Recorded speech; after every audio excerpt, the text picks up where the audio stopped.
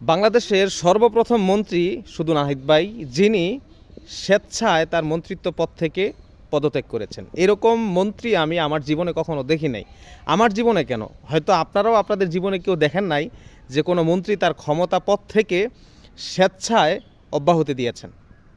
তো এই যে অব্যাহতি দিয়েছেন, এই জন্য নাহিদ ভাইকে অসংখ্য ধন্যবাদ জানাচ্ছি। কেন, যে আমাদের দেশে কিন্তু এরকম মন্ত্রী আমরা দেখেছি যারা সংসদের মধ্যে এক তো দাঁড়িয়ে কথা বলতে পারছেনই না, দ্বিতীয়ত যে একটা লিফলেট থাকে সামনে, যেটা দেখে তিনি তার বক্তব্যটা যিনি স্পিকার আছেন তাকে পড়ে শোনাবেন, তার কথাগুলো ব্যক্ত করবেন, সেই দেখে দেখে লিফলেটটাও পড়তে পারেন না, তার বক্তব্যটাও পড়তে পারেন না, এরকম মন্ত্রীও আমরা সংসদে দেখেছি। তো সেই যে অযোগ্য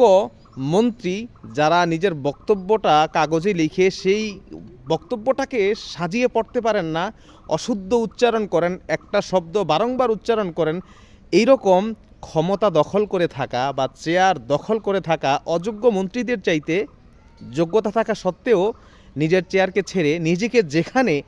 উপযুক্ত মনে হবে সেখানে কাজে লাগানো আমি মনে করি যে যুক্তির বিষয়।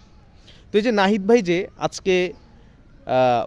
পদত্যাগ করলেন তার মন্ত্রিত্ব পদ থেকে, তার উপদেষ্টা পদ থেকে, এই বিষয়টাকে আপনারা কিভাবে দেখছেন কমেন্টে অবশ্যই জানিয়ে যাবেন। আর আপনাদের কাছে কি মনে হয় যে আমাদের যেই দেশের মধ্যে একজন অযোগ্য ব্যক্তিও নিজের ক্ষমতা পেলে সেই ক্ষমতাটার অপব্যবহার করার জন্য কিংবা সঠিক ব্যবহার করার জন্য হোক না কেন, যেখানে তিনি তার গদিটাকে ছাড়তে চান না, চেয়ারটাকে ছাড়তে চান না, সেখানে যে এত বড় একটা উদারতার পরিচয় দিয়ে নাহিদ ইসলাম তার মন্ত্রিত্ব পদ থেকে বা উপদেষ্টা পদ থেকে যে অব্যাহতি নিয়েছেন, তিনি কিন্তু প্রায় 2টা মন্ত্রণালয় সামলাতেন এবং 2টা মন্ত্রণালয়ের বাহিরেও তিনি অনেক কাজ করেছেন। তো এই যে তার এই উদারতাটাকে আপনারা কীভাবে নিচ্ছেন কমেন্টে জানানোর অনুরোধ করছি। প্রিয় দর্শক, মানুষ যদি তার যোগ্যতা বুঝে তার যোগ্যতা অনুসারে জায়গার মধ্যে বসতো এবং সেই যোগ্যতার জায়গাটাতে বসে সে মানুষের সেবা করতে পারত, তাহলে আমাদের দেশ কিন্তু আরও ডেভেলপ হতো। এখন যারা সমাজের মধ্যে অযোগ্য ব্যক্তি থাকে, যাদের খেয়ে দিয়ে কোনো কাম নেই,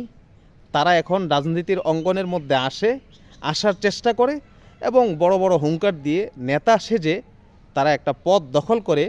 সেই পদের বদনাম করে এবং সেই পদের উপর ভর করে, সেই চেয়ারের উপর ভর করে জনগণের অর্থ লুটে খায়, জনগণের সম্পদ লুটে খায়। তো সেই মানুষদের থেকে, জনগণের অর্থ সম্পদ লুটে খাওয়া মানুষদের থেকে এরকম নাহিদরা হাজার গুণে ভালো,